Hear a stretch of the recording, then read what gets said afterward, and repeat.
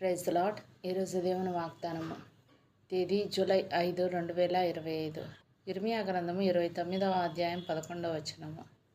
నేను మిమ్మల్ని గూర్చి ఉద్దేశించిన సంగతులను నేను ఎరుగుదను. రాబోవు కాలమందు మీకు నిరీక్షణ కలుగునట్లుగా అవి సమాధానకరమైన ఉద్దేశములే గాని హానికరమైనవి కావు. ఇదే యెహోవా వాక్కు. ఆమేన్. దేవుడు అంటున్నాడు, నేను మీకు ఏం చేయాలని అనుకుంటున్నానో నాకు తెలుసు. నేను మీకు విపత్తును కాదు, శాంతిని దయచేస్తాను. మీకు మంచి భవిష్యత్తు, నిరీక్షణ ఉండేలా చేస్తాను అని యెహోవా దేవుడు అంటున్నాడు. మన అభివృద్ధి కొరకు ఆయన వేసిన ప్రణాళికలన్నీ ఆయనకి తెలుసు. ఇది యెహోవా నుండి వచ్చిన సందేశం. మన సంక్షేమం కోసం ఆయనకి ఎన్నో మంచి ఆలోచనలు ఉన్నాయి. మనకి కీడు చేయాలని ఎన్నడూ ఆలోచించడు. మనకు ఆశను, మంచి భవిష్యత్తును కలుగచేయడానికి వ్యూహరచన చేస్తున్నానని పరిశుద్ధ గ్రంథంలో సెలవిస్తున్నాడు. తనను ఆరాధించే వాళ్లకు శాంతి వెలసిల్లే మంచి భవిష్యత్తునిస్తానని యెహోవా దేవుడు మాటిచ్చాడు. ఈ మాటలు రాసింది ఒకప్పటి ప్రజల కోసమే అయినా ఇప్పటికీ దేవుని ఆలోచనలు అలాగే ఉన్నాయి. ఆయన నిరీక్షణను ఇచ్చే దేవుడు అంటూ పరిశుద్ధ గ్రంథంలో అపోస్తలుడైన పౌలు రోమీయులకు రాసిన పత్రిక 15వ అధ్యాయం 13వ వచనంలో రాయబడి ఉంటుంది. నిజానికి ఆయన బైబిల్లో ఆ మాటలు రాయించింది మనం మంచి భవిష్యత్తు వస్తుందనే నిరీక్షణ కలిగి ఉండాలని.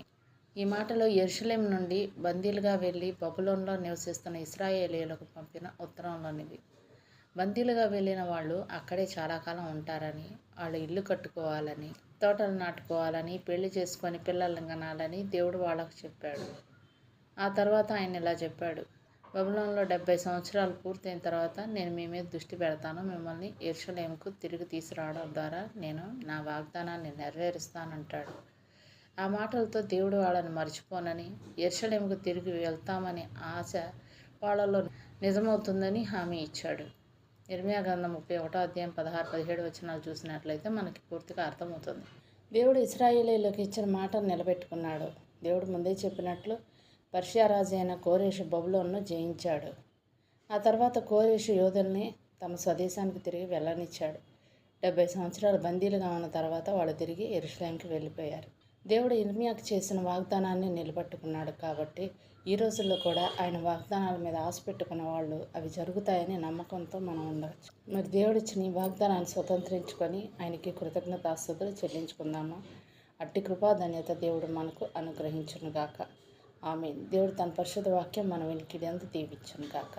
ఆమేన్.